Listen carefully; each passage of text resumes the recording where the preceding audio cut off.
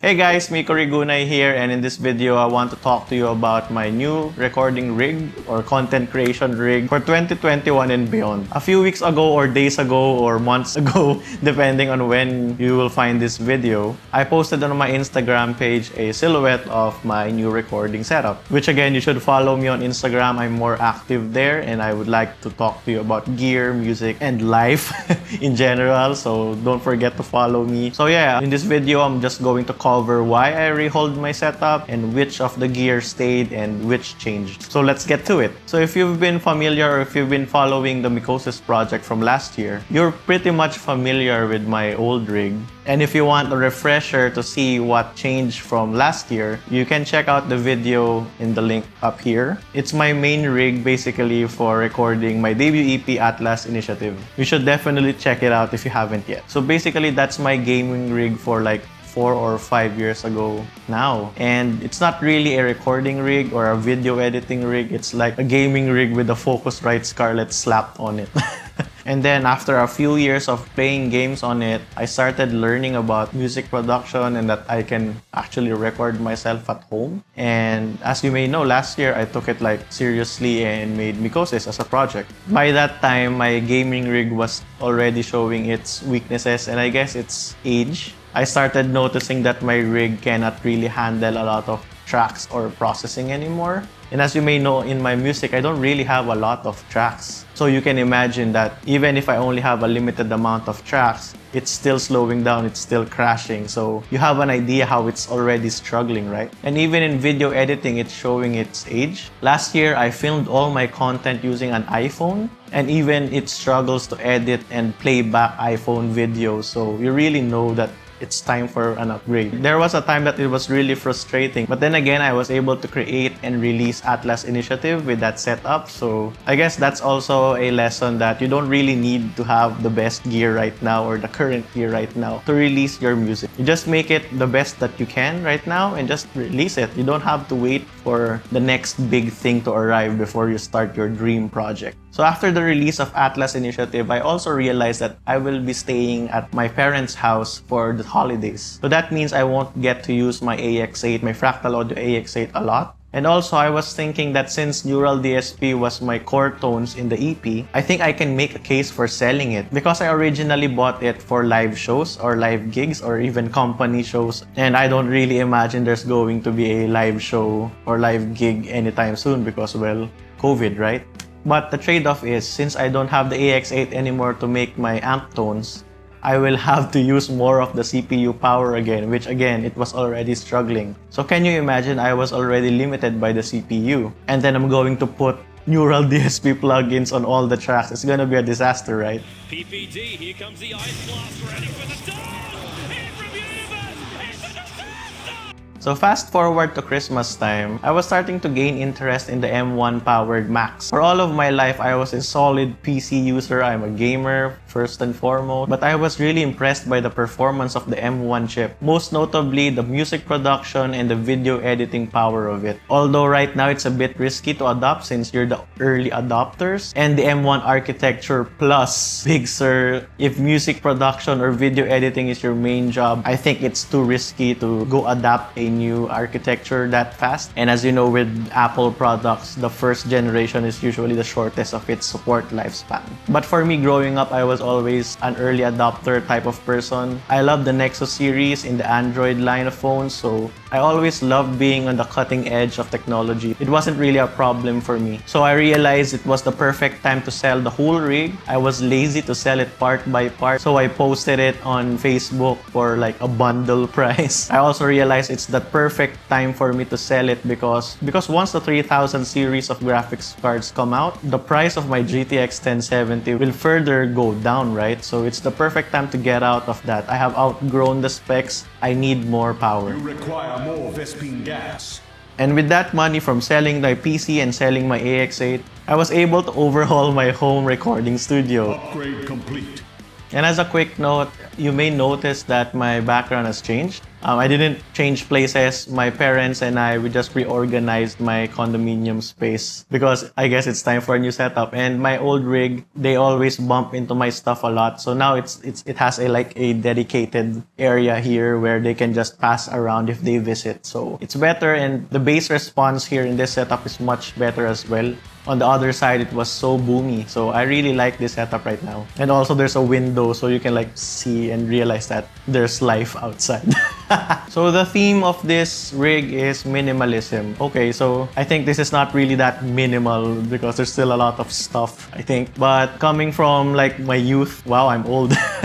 Coming from my youth, and I think when like building computers when you're young, it was supposed to be RGB everything with like colors and all the peripherals that are colorful and all that. But now I'm just looking to have my setup as clean, as wireless as I can. Even if it's a recording studio, there's gonna be a ton of wires anyway. Yeah, but I guess that's just my preference now since I'm kinda old. I just want minimal and clean looking, sleek looking, and just simple. It does its purpose. Okay, so my camera died in the middle of shooting, but we're back. We're back, boys, we're back. Now, who am I kidding? I'm still a guitarist, right? I'm still a musician, right? And you know, we're always victim of gas. No, not that gas. It's gear acquisition syndrome, right? To be fair, I have not really experienced it that much or that hard. I'm not really sure how long this minimal phase will like take me. But I'm really proud of what I have right now, and I don't think I'm going to upgrade my gear anytime soon. And I think you've noticed from the background itself, most of my stuff has been sold. I basically really did an overhaul for this one. Well, except for a few ones. There were a few survivors, but I think they were included in the rig rundown last year as well, so I'll make sure to include it as well here. And now may I present to you Mickosis Recording Rig 2. This time it's minimal.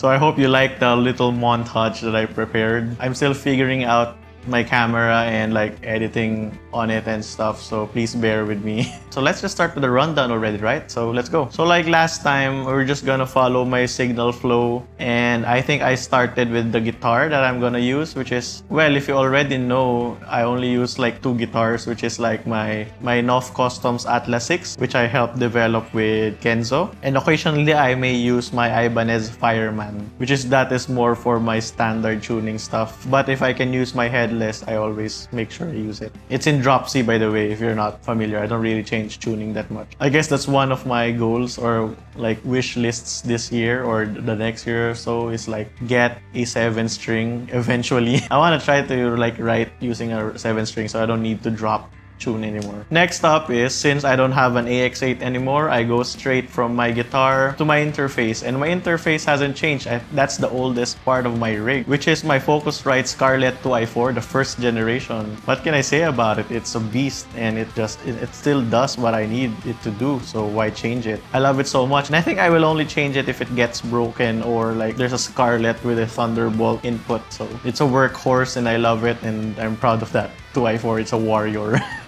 Up next is the heart of the rig already, which is my M1 Mac Mini. I love this one so much. It's so small, it's so sleek, but it's so powerful. The only trade-off that I can see is like I can't game anymore, which is quite sad. I tried playing Dota 2 and the frames are so crappy. And yeah, there's also no upgrade paths to it. Like if you buy the 16 gig RAM, you can like upgrade to 32, or you can upgrade the storage. So that's a trade-off as well. But I've already set my mind that I will always upgrade my Mac Mini Mini when time comes. Because studying the Apple like release schedule for Mac Minis, it takes like 3 or 4 years before they refresh it. So I think by that time, its lifespan would have been enough for me to upgrade, to warrant an upgrade basically. Since I want it to be replaceable and modular as the heart of the rig, I am also using a Thunderbolt dock on it, which honestly is one of the reasons why I bought the Mac Mini instead of the MacBook Pro. Because, well, one, I prefer working on a desktop space. I hate like working on a laptop, which is so small, and I don't really want like to burn the MacBook's battery by being docked all the time. I love the dock that I have because it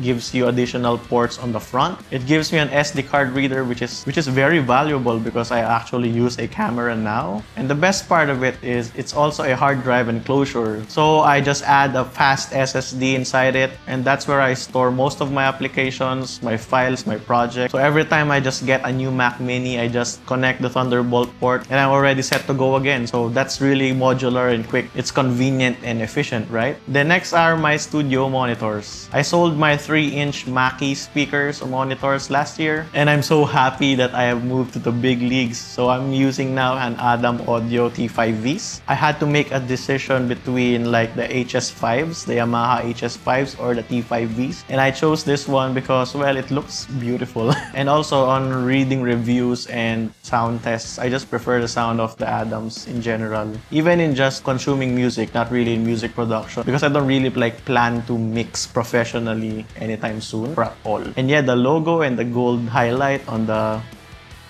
the tweeters just does it for me. And next is my display. This one I actually bought last year, even before I upgraded the rig. Just wasn't included in the video. But before I upgraded to that, I was using a 1080p BenQ 144Hz monitor for gaming. But now I'm using the Mi Monitor 34-inch ultra-wide. It's a great monitor actually, even for gaming before, when I have no idea that I was going to upgrade this year.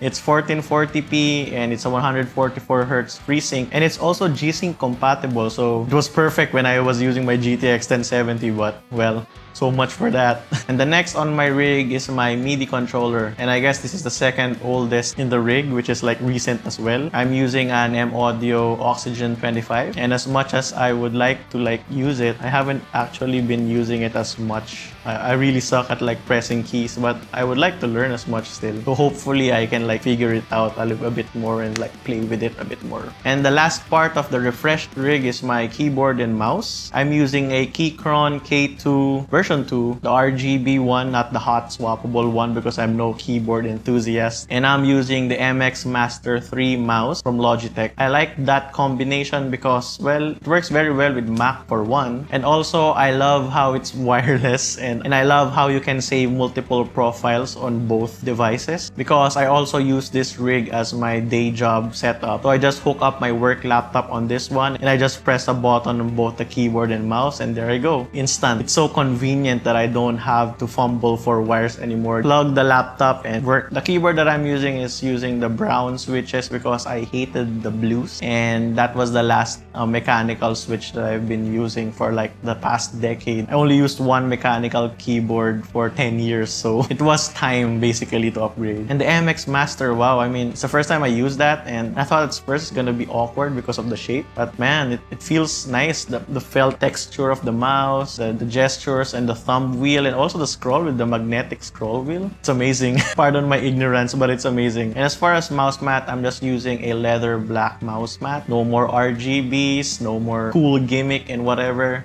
I just want something that wouldn't like mark dust in on it. Razer Firefly. Yeah, so I just want something that easily cleaned and doesn't have dust marks. And then the last in this setup is my lighting setup. Instead of like there's a dangling LED on top of the monitors and stuff, I just opted to put a white LED strip on the back side of the table just to give it an underglow, which is I always set to white, so it's just default. And then I added 2 RGB LED lamps on both sides, which I would prefer that it's always on white. When I'm working or I'm doing other videos, it's always on white. But since it's a walkthrough video or a vlog video, I thought I'd play around with it for now. But most of the time, it's just set to white because, well, minimal. Sometimes I'm just in a mood to play play around with the colors because it's still RGB. So like I set different colors for the day just to keep me inspired working. So I bought the parts individually through Lazada, and I think it was the second week of January when I was able to come home here in my condo and set up everything like that. Shout out to Kevin because he helped me set this up as well.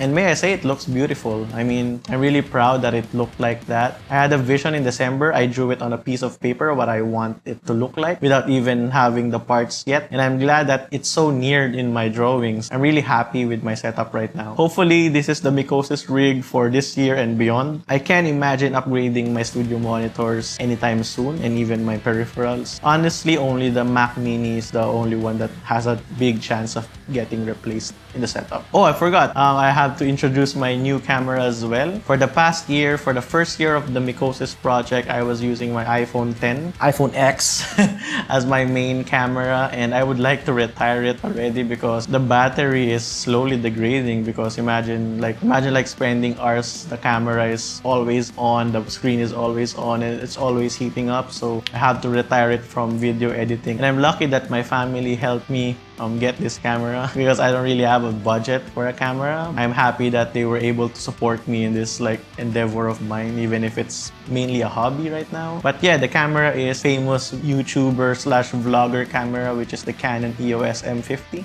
I'm just using the kit lens for now, but I would like to use a 30mm f1.4 lens, which is expensive again. But I would like a better lens for like my playthroughs and stuff. And I guess for future plans for this area, I'm looking to have it like acoustically treated. Not much because I'm really not going to make it like a professional, or I don't really want my place to look like a recording studio more than a home because this is still my place. And honestly, the bass response in the place is a bit better than the last time. I'm not really pressured to like acoustically treat the room just yet. So I guess that's it for the video. I hope you liked my studio tour or my new studio. I'm really proud of it. I didn't really expect that after the first year of the Mickosis project that I'll be able to like overhaul my setup like this. But I'm really glad that I started from that setup as well because it taught me a lot of lessons as well. I mean, everybody likes new stuff, everybody likes the high-end gear, but it's a testament that you can follow your dreams even if like you have a simple setup like I had last year. So yeah, I'm really proud from where I started like last year and to this year. I'm not really expecting that there will be like an upgrade again for next year, but who knows, right? So if you like the rig and you learned something in this video, please don't forget to like the video. And if you haven't yet subscribed, please subscribe. It helps the channel and it helps me. And if you have any questions or any thoughts about the setup, please do comment below. I will respond to each and every one of those. And if you're interested in buying like one of these things, I will put an Amazon affiliate link on my description below. It will help the channel with no additional costs to you. So yeah, this has been Miko Rigunay, and I'll see you in the next video. Bye!